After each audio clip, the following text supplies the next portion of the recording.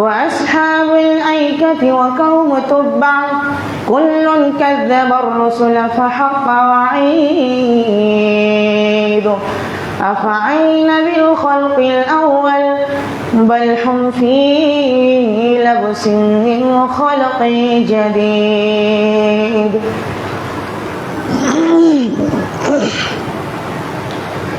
أعوذ بالله من الشيطان الرجيم.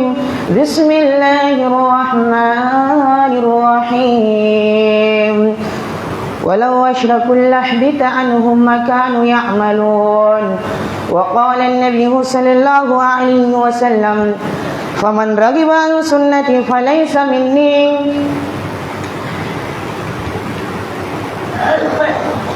حاضرین جمعہ، عزیز طلباء،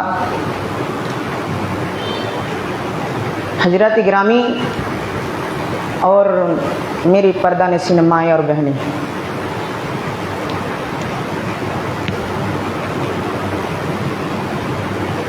میری سوچ ہے محدود سی، میرے قلم میں اتنی سکت نہیں. میری سوچ ہے محدود سی، میرے قلم میں اتنی سکت نہیں. تیری بیاں تیری بڑائی کیسے کرو اور اس بیاں میں وفا کرو. محمد کے طریقے سے قدم جو ہٹائے گا، محمد کے طریقے سے قدم جو ہٹائے گا، کبھی راستہ نہ پائے گا، کبھی منزل نہ پائے گا. بلا رہی ہے منزلیں تمہارا انتظار ہے، بلا رہی ہے منزلیں تمہارا انتظار ہے. قدم بڑھو ساتھیو، یہ وقت کا پکار ہے. سب سے پہلو پہل اس خداوند قدوس کی تعریف و توصیف جس نے ہم بنی انسان کو اشرف المخلوقات بنا کر اس دار فانی میں مبعوث فرمایا، اور انہی میں سے ہماری آخری کڑی، اور ہمیں یوں ہی بیکار اور لاچار نہیں چھوڑ دیا، بلکہ ہماری رشد و ہدایت کے لیے 1,24,000 انبیاء کرام کو اس دھرتی میں مبعوث فرمایا. اور انہی میں سے ہماری آخری کڑی جناب محمد مصطفیٰ صلی اللہ علیہ وسلم، جن پر ہزاروں درود سلام نازل ہو. اللہم صلی علی اللہم بارک علی. حضرات گرامی، یہ موضوع بہت ہی اہم ہے، اور اس موضوع کو عوام الناس کے سامنے بار بار بیان کرنا ایک وقت کا اہم تقاضا ہے، کیونکہ نیکی کرنے والے تو بہت ہیں، مگر اپنے اعمال صالح کی حفاظت کرنے والے خال خال نظر آتے ہیں. اسی لیے اللہ تعالیٰ سے ہم دعا کرتے ہیں کہ بارہ راہ ہم تمام مسلمانوں کو زیادہ سے زیادہ اس پر سننے سے زیادہ اس پر عمل کرنے کی توفیق عنایت فرمائے. محترم حضرات، کتاب و سنت میں، قرآن و حدیث میں بہت سارے اسباب اور وجوہات بیان کی گئی ہیں، مگر میں آپ حضرات کے سامنے بلا اختصار چند اسباب کی طرف نشاندہی کرنا چاہتا ہوں. شرک باللہ، نمبر 1 شرک باللہ. شرک سب سے بڑا جرم ہے اور یہ ناقابل تلافی جرم ہے. شرک کا مرتکب دائمی جہنم کا مستحق ہو جاتا ہے. اسی بنیاد پر قرآن و حدیث میں شرک کو بربادی عمل کا سبب بتلایا گیا ہے. اسی لیے اللہ تعالیٰ قرآن مجید میں ارشاد فرماتا ہے وَلَوْ أَشْرَكُوا لَحْبِطَ عَنْهُمْ مَا كَانُوا يَعْمَلُونَ. اگر بالفرض یہ انبیاء رسول بھی شرک کر لیتے تو ان کے سارے عمل برباد ہو جاتے ہیں. مثلا اور ایک اللہ جناب محمد رسول اللہ صلی اللہ علیہ وسلم کو یہ دھمکی دی گئی ہے کہ وَلَقَدْ أُوحِيَ إِلَيْكَ وَإِلَى الَّذِينَ مِنْ قَبْلِكَ لَئِنْ أَشْرَكْتَ لَيَحْبَطَنَّ عَمَلُكَ وَلَا تَكُونَنَّ مِنَ الْخَاسِرِينَ. یقیناً آپ کی طرف اور آپ سے پہلے تمام نبیوں کی طرف یہ وحی کی گئی ہے کہ اگر آپ نے شرک کیا تو بلا صبح آپ کی اعمال راگیاں ہو جائیں گی، برباد ہو جائیں گی، اور آپ بھی یقیناً خسارے اٹھانے والوں میں سے ہو جائیں گے۔ اور اللہ کے نبی صلی اللہ علیہ وسلم نے حضرت عائشہ صدیقہ رضی اللہ عنہا نے سوال کیا کہ ابن زدان زمانہ جاہلیت میں بڑا خیر خواہ تھا، غریبوں فقیروں مسکینوں میں بہت خرچ کیا کرتا تھا، تو کیا قیامت کے روز اسے اچھائی فائدہ پہنچائے گی؟ تو آپ صلی اللہ علیہ وسلم نے فرمایا لا ينفع یقل یا من رب اغفر لی خطیئتی یوم الدین، نہیں، کیونکہ اس نے کبھی بھی اللہ کی خالص بندگی نہیں کی، یعنی اس کی وفات جو ہوئی ہے، یعنی اس کی موت جو ہوئی ہے شرک پر ہوئی ہے۔ حضرات گرامی، ہمیں اور آپ کو جاننا چاہیے کہ شرک کسے کہتے ہیں۔ آج ہمارے معاشرے میں، سماج میں، گاؤں میں، دیہات میں یہ برائی بہت پھیلی ہوئی ہے، یہ بہت بڑا گناہ ہے۔ شرک کسے کہتے ہیں؟ آئیے میں آپ کو سمجھاتا ہوں۔ شرک اسی کو کہتے ہیں کہ شرک ایسے گناہ ہے جو اللہ تعالیٰ سب گناہوں کو تو معاف کر سکتا ہے، لیکن شرک ایسے گناہ ہے جس کو کبھی نہیں معاف کر سکتا ہے۔ اسی لیے شرک اسی کو کہتے ہیں کہ اللہ کے علاوہ کسی پر بھروسہ کر لینا، اللہ کے علاوہ کسی سے ہاتھ پھیلانا، اللہ کے علاوہ کسی پر یقین کر لینا، کسی کاہن کے پاس جانا، کسی نجومیوں کے پاس جانا، کسی جا کے اس میں دھاگے اور گلے میں تعویذ لٹکا لینا، ہاتھ میں دھاگے باندھ لینا، اسی کو کہتے ہیں شرک۔ کسی کاہن کے پاس ہم جا کر اسے کچھ پوچھ گچھ کرتے ہیں، اسے ہم تیل اور دھاگا یہ سب گلے میں لگا لیتے ہیں، کیا آپ اس کے بھروسہ کر لیں؟ آپ دل میں یہ سوچ رہے ہیں کہ ہم اسی کی وجہ سے اچھا ہوں گے۔ آپ اسی کاہن کے پاس گئے، اس لیے آپ اسے یقین کر رہے ہیں کہ میں اسی کاہن کے پاس گیا تھا اس لیے میں اچھا ہوا ہوں، اسی لیے میری بیماری صحیح ہو گئی۔ نہیں، یہ غلط ہے۔ جو شخص اللہ کے واسطے اگر کوئی ہمیں سے حضرات کوئی ایسی گناہ کرتا ہے، شرک کا گناہ کرتا ہے، تو آپ لوگوں کا یہ ذمہ داری بنتی ہے، آپ کا یہ حق بنتا ہے کہ آپ اسے روکیے کہ آپ بھائی غلط کر رہے ہیں، یہ بہت بڑا گناہ ہے، اللہ تعالیٰ اس گناہ کو کبھی نہیں معاف کر سکتا ہے۔ آپ کا سب گناہ تو معاف ہو سکتا ہے، لیکن اس گناہ کبیرہ جو گناہ ہے، شرک کا گناہ ہے، اس کو اللہ تعالیٰ کبھی نہیں معاف کر سکتا ہے۔ اس لیے میں اللہ سے دعا کرتا ہوں کہ بارہ ہم تمام مسلمانوں کو اسے شرک سے بچا۔ اس کے بعد ہم آگے چلتے ہیں۔ نمبر 2 میں کہہ رہا ہے کہ جادو منتر بربادی اعمال کا دوسرا سبب ہے۔ جادو سیکھنا اور سکھانا شریعت میں کفر ہے، اور آپ جانتے ہیں اس کی سزا کیا ہے؟ اس کی سزا قتل ہے۔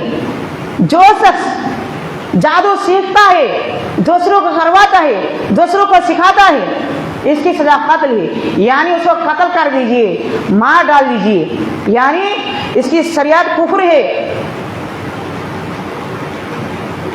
کسی نجومیوں کے پاس جانا اور ان سے مستقبل کے حالات کے تعلق سے معلومات حاصل کرنا بھی شریعت اسلامیہ میں حرام ٹھہرا گیا ہے۔ آپ صلی اللہ علیہ وسلم نے اس عمل کو کفر قرار دیا ہے، جیسا کہ اللہ کے نبی صلی اللہ علیہ وسلم نے ارشاد فرمایا ہے کہ من اتی حیضا او امرأة فی دبورها او خائنا فقد کفر بما انزل علی محمد، سنن ترمذی رقم الحدیث 135۔ جو کسی حیضہ عورت سے ہم بستری کرے، کسی عورت کے دبر میں وطی کرے یا کسی کاہن کے پاس جائے تو وہ گیا کہ اس نے کفر کیا جو محمد صلی اللہ علیہ وسلم پر نازل ہوا ہو۔ اور ایک دوسری حدیث میں اس کی اصرار کر دی ہے کہ اس کی 40 وقت کی نمازیں عند اللہ مقبول نہیں ہوتی بلکہ رد کر دی جاتی ہیں۔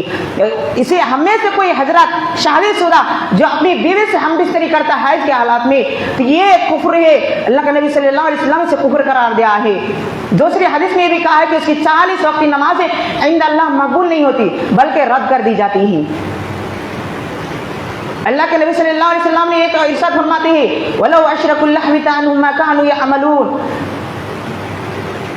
کہ اگر کوئی شخص کسی کاہن یا نجومی کے پاس جاتا ہے، کسی عرف کے پاس جاتا ہے، گویا کہ اس کی 40 رات کی نماز قبول نہیں ہوتی۔ اسی لیے ہمیں چاہیے کہ کوئی بھی شخص اگر اس طرح کا کوئی برائی کرتا ہے تو ہمیں اسے روکنا چاہیے، بچنا چاہیے، منع کرنا چاہیے کہ یہ غلط ہے۔ آگے چلتے ہیں۔ نمبر 3، بربادی اعمال کا تیسرا سبب۔ بربادی یہ بدعات ایجاد نہایت قبیح اعمال ہے، اور بدعاتی کو محرومی اور ہلاکت کے سوا کچھ محروم حاصل نہیں ہے۔ کیونکہ اللہ کے رسول صلی اللہ علیہ وسلم نے فرمایا فمن رغب عن سنتی فلیس منی، جو شخص میری سنت سے منہ مڑے وہ مجھ میں سے نہیں۔ جب سنت رسول صلی اللہ علیہ وسلم کی اعراض پر فلیس منی کی سخت دھمکی دے گئی ہے، پھر شریعت میں بدعت ایجاد کرنے والے کا حشر کتنا برا ہو سکتا ہے، کتنا انجام خطرناک ہو سکتا ہے۔ نبی کریم صلی اللہ علیہ وسلم نے اس کی بھی صراحت کر دی ہے کہ نبی کریم صلی اللہ علیہ وسلم نے ارشاد فرمایا کہ اللہ تعالیٰ کی لعنت ہو ہر اس شخص پر جو کسی بدعتی کو پناہ دے۔ جب بدعتی موجب لعنت کرا پایا تو آپ خود سوچ سکتے ہیں کہ بدعت ایجاد کرنے والے کا انجام کتنا برا ہو سکتا ہے۔ نبی صلی اللہ علیہ وسلم نے اس کی بھی صراحت کر دی ہے کہ ایسے لوگوں کو حوض کوثر سے محروم کر دیا جائے گا کیونکہ انہوں نے دین الہی کو بدل دیا تھا، نبی کی سنتوں میں تحریف کی تھی، آسمان دین کی جگہ پر خانہ ساز نظام کو نافذ کیا تھا، تو ایسے لوگوں کو دھتکارا دیا جائے گا۔ اس کا مطلب یہی نکالتا ہے کہ ان کے اعمال برباد ہو جائیں گے۔ نمبر 4 ریاکاری، ریا نمودائی اعمال صالح کو کھوکھلا کر دینے والی ہے۔ اسی خوف سے آپ صلی اللہ علیہ وسلم نے امت محمدیہ کو یہ تعلیم دی ہے ان خوف ما خوف علیکم الشرک الاصغر، مجھے تم پر سب سے زیادہ خوف شرک اصغر سے ہے۔ صحابہ کرام نے کہا کہ شرک اصغر کیا چیز ہے؟ تو آپ صلی اللہ علیہ وسلم نے فرمایا وہ ریا ہے۔ ریا کے شہرت کے نام پر کیے جانے والے سارے عمل عند اللہ مقبول نہیں ہوں گے، گرچہ عمل کتنی ہی بہتر اور کیوں نہ ہو جائے اور بظاہر کتنی بہتری کیوں نہ ہو جائے۔ جیسا کہ صحیح مسلم کی بڑی مشہور حدیث ہے، آپ صلی اللہ علیہ وسلم نے فرمایا کہ کل قیامت کے روز جہنم میں سب سے پہلے 3 لوگوں کو داخل کیا جائے گا۔ ان تینوں کا جرم کیا تھا؟ اگر ہم غور کریں تو پتہ چلے گا ان تینوں نے بہت بڑے بڑے کام کیے تھے مگر اخلاص پانے جانے کی وجہ سے ان کے اعمال برباد ہو گئے۔ مثلا ایک شخص مجاہد ہوگا، اس نے جان کی قربانی پیش کی ہوگی اور جان کی قربانی اتنی بڑی قربانی ہے مگر عدم اخلاص کی وجہ سے اس کی قربانی ضائع ہو جائے گی، برباد ہو جائے گی۔ دوسرا شخص عالم ہوگا، لوگوں کو علم سکھایا ہوگا، دین بتایا ہوگا۔ آپ سوچ سکتے ہیں کہ علم سیکھنا کتنا مشکل امر ہے، اس کے سیکھنے میں کتنی محنت اور جستجو اور صبر کی ضرورت پڑتی ہے اور پھر اس کے حاصل کرنے میں کتنا وقت اور مال صرف کرنا پڑتا ہے۔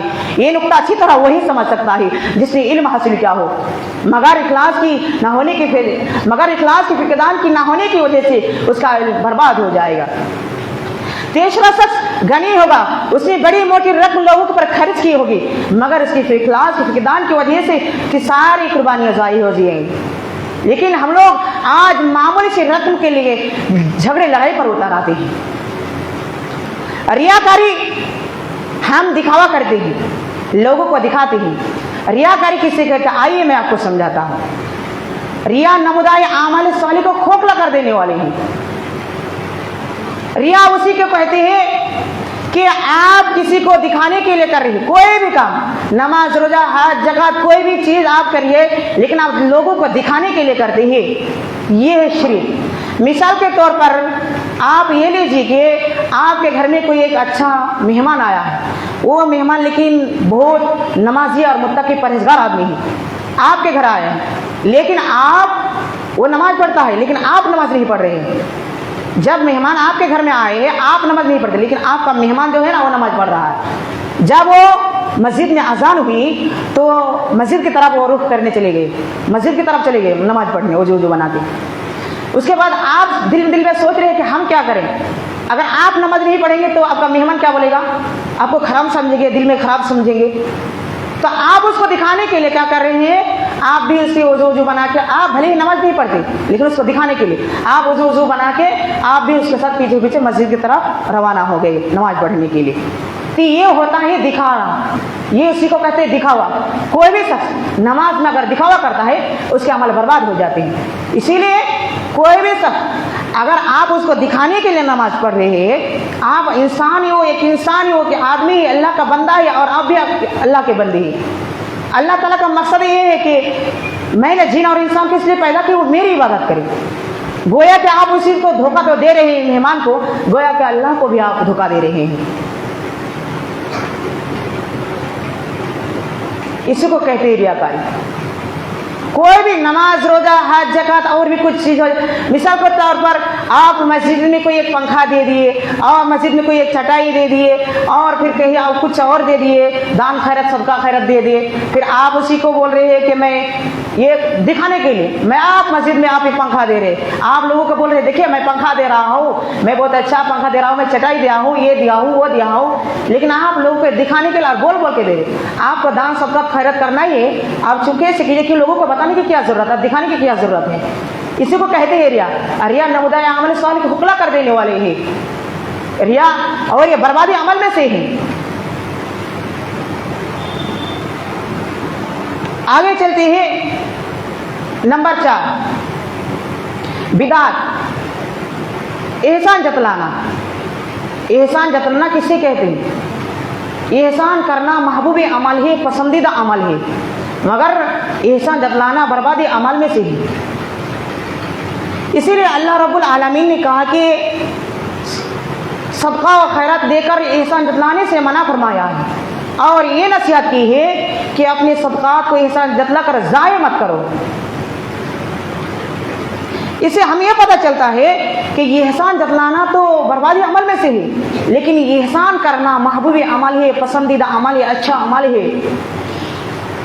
नहीं समझे मेरी बात? ये एहसान उसी को कहते हैं, मतलब आप लोग कोई भी मतलब किसी की मदद कर दी, वो बेचारा लाचार है, किसी रुपया की शक्ल में या कपड़े की शक्ल में आप उसकी मदद कर दिए भले के लिए, वो लाचार है, उसकी कमजोरी है, आप उसी रुपया के लिए और कुछ भी चीज़ हो आप उसकी मदद कर दिए किसी की शक्ल में हो, तो आप अल्लाह ताला कह रहे कि सदका देकर एहसान जतलाना मना फरमाया है कि सदका भी ये भी अगर कहीं भी दान खैरात सदका भी ये भी करते हैं और ये भी आप लेके एहसान जतलाते हैं, ये भी बर्बादी अमल में से ही। मान लीजिए आप किसी को रुपया की शक्ल में, उसके पास रुपया नहीं, आप उसको मदद कर दीजिए, फिर आप किसी को बोल रहे हैं कि मैं आपकी मदद किया हूँ, मैं उसको मदद किया हूँ, मैं उसको इतना रुपया दिया हूँ, वो बेचारा इस तरह नहीं चल पा रहा था, अब उसको मैं इतना हेल्प किया हूँ कि अगर मैं हेल्प नहीं करता तो वो शायद नहीं चल पाता, आपकी वजह से वो ये हुआ। उसी के सामने बोल रहे हैं, लोगों के सामने भी आप बोल रहे हैं, इसी को कहते हैं एहसान जतलाना। अब मस्जिद में पंखा दान खैर सबका कर दिए, चटाई दे दिया और कहीं ये दे दिए है, कुछ दे दिए, अब फिर बोल रहे हैं कि मैं मस्जिद में चटाई दिया हूँ, घड़ी दिया हूँ और कुछ दिया हूँ, फिर आप बोल रहे हैं कि मैं इस दिया, तो ये होता है एहसान जतलाना। एहसान जतलाने से अल्लाह ताला मना फरमाया है। इसी तरह आपका अगर आप इसी तरह एहसान जतलाते हैं आपका अमल बर्बाद हो जाते हैं। आप दुनिया में चाहे कितने भी बड़े आलिम और उलमा इकराम बन जाए और मास्टर इंजीनियर क्यों ना बन जाए, आप चाहे कितने नमाजी और रोज़ा मुत्तकी परहेज़गार बन जाए, लेकिन आपके अंदर अमल नहीं है, आप कुरान हदीस के हिसाब से अमल नहीं कर रहे हैं, इतने आलिम उलमा इकराम के मुँह से सुने होते खुतबा तकरीर वाज नसीहत सुनते हैं, फिर भी आप अमल नहीं करते हैं, तो आपका ये नमाज रोज़ा हज ज़कात सब कुछ बेकार है, बर्बाद है। क्योंकि अमल आपको करना ही पड़ेगा, तब आप एक अच्छा आदमी बनेंगे। क्योंकि अल्लाह ताला के इंसान को ये दुनिया आप एक फानी है, ये दुनिया एक फानी, इस दुनिया से दिल मत लगाइए। जब आप इस दुनिया से चले जाते हैं ना तो आपके साथ 3 चीज़ छोड़ के जाती, 3 चीज़ जाती है कब्रिस्तान में। जब आप इस दुनिया से चले जाते हैं, वफात होकर चले जाते हैं, मर जाते हैं, तो आपके साथ 3 चीज़ जाती है। वो क्या क्या है? ये घर वाले, यानी जब जनाजा पढ़ने के बाद कब्रिस्तान की तरफ रवाना होते चले जाते हैं, एक घर वाले, और 2 माल, और 3 अमाल। माल, अमाल और घर वाले। जब आप इंतकाल कर देते, तीनों अमाल आपके साथ जाते हैं, लेकिन कब्रिस्तान में जब मिट्टी उट्टी दे के आप सब घर वापस लौट के आते हैं तो 2 चीज़ वापस लौट के आ जाती है, एक साथ आपके साथ रह जाती है। वो क्या है? आपका अमाल। आपका अमल बाकी रह जाता है कि आप दुनिया में क्या किए, आपकी जवानी, आपकी नमाज रोजा हज ज़कात कैसे गुजारे, किस तरह किए, इसी के हिसाब से आपको कब्र में सवाल किया जाएगा। मन रब्बुका, मन दीनुका, मन नबियुका। अगर आप उसमें सफलता हो गए तो आप आगे भी निकल गए, अगर आप उसी में निकल नहीं पाए तो आप किसी में निकल नहीं पाए, कि कब्र के आखिरी मंजिल सबसे पहले वही है। आज हमारे माशरे में तरह तरह की बुराइयां जन्म ले रही है, कहीं उरियानियत का बाजार गरम है तो कहीं बेहयाई और बेहिजाबी बाम उर्ज पर है, کہیں لیا ہوتا تو اغلم بازی کا دور دورہ ہے۔ آج ہمارے معاشرے کے نوجوان مرد اور عورتیں معیشت کے عادی، عریانیت کے دل دادا اور برائی سے رغبت رکھنے والے بن گئی ہیں۔ ہماری قوم کے نوجوان نسل تباہ ہو رہی ہے، پاک دامانی اور کردار کی بلندی کردار بھی جانے لگی ہے، حیا اور غیرت کی کسا پرینہ بن چکی ہے۔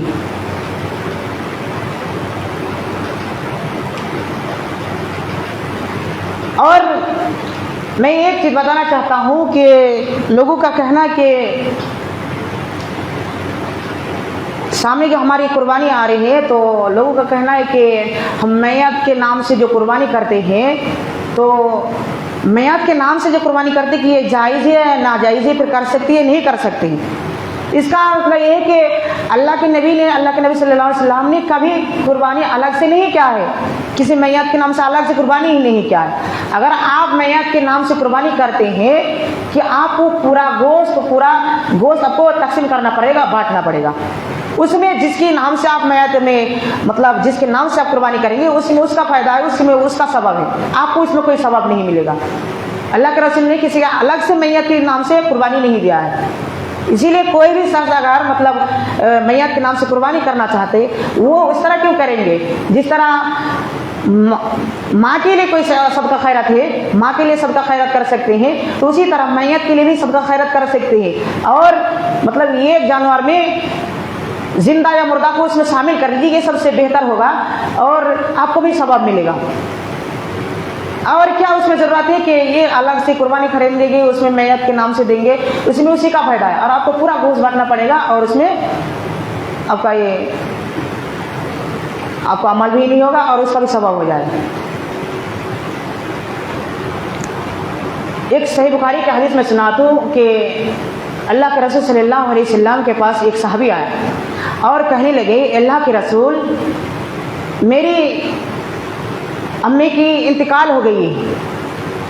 تو اس نے کہا، اللہ کے رسول صلی اللہ علیہ وسلم نے کہا کہ اچھا اس کے اللہ تعالیٰ اس کی مغفرت فرمائے اور اس کو جنت نصیب کرے۔ تو صحابی نے کہا، اللہ کے رسول میری ماں نے مجھے کبھی بھی وصیت نہیں کی تھی، میری ماں نے کبھی مجھے وصیت نہیں کی تھی اور مجھے مرنے سے بھی پہلے کوئی وصیت نہیں کی تھی کہ میں صدقہ کروں یا نہ کروں، لیکن میں کرنا چاہتا ہوں، میری ماں کے لیے صدقہ کرنا چاہتا ہوں، تو کیا اس میں مجھے کوئی ثواب ملے گا؟ تو اللہ کے رسول صلی اللہ علیہ وسلم نے کہا کہ ہاں کیوں نہیں، تم اس کا بیٹے ہو، تمہارا حق بنتا ہے، تم اپنے ماں کے نام سے صدقہ دان خیرت کرو، تمہارا حق بنتا ہے۔ اسی لیے اگر کسی کا مطلب بھائی کسی کا مطلب مثال کے طور پر میرا دادا نہیں ہے اس دنیا میں، مثال مطلب وہ چلے گئے دنیا سے، اگر اس کی قربانی اگر ہم لوگ دینا چاہیں گے تو ایک ہی پریوار میں ایک ہی میں اس میں ایک ہی جانور میں اگر شامل کر لیتے تو یہ طریقہ بہت اچھا ہے، لیکن الگ سے کریں گے تو آپ کا اسی کا فائدہ ہے، اسی کا مطلب اچھا ہے اور اسی میں اس کا ثواب ملے گا، آپ کو کچھ نہیں ملے گا، اس میں گھر والے کی بھی سب شامل ہو جاتا ہے اگر ایک ساتھ میں کرتے ہیں۔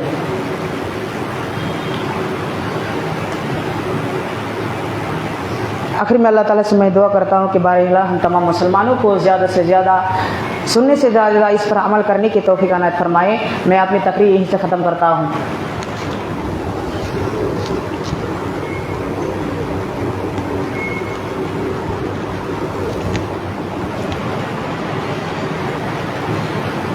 إن الحمد لله نحمده ونستعينه ونستغفره ونعوذ بالله من شرور أنفسنا ومن سيئات أعمالنا، من يهده الله فلا مضل له ومن يضلل فلا هادي له، وأشهد أن لا إله إلا الله وحده لا شريك له، وأشهد أن محمدا عبده ورسوله، أما بعد فإن خير الحديث كتاب الله وخير الحديث حديث محمد صلى الله عليه وسلم، وشر الأمور محدثاتها وكل محدثة بدعة وكل بدعة ضلالة وكل ضلالة في النار۔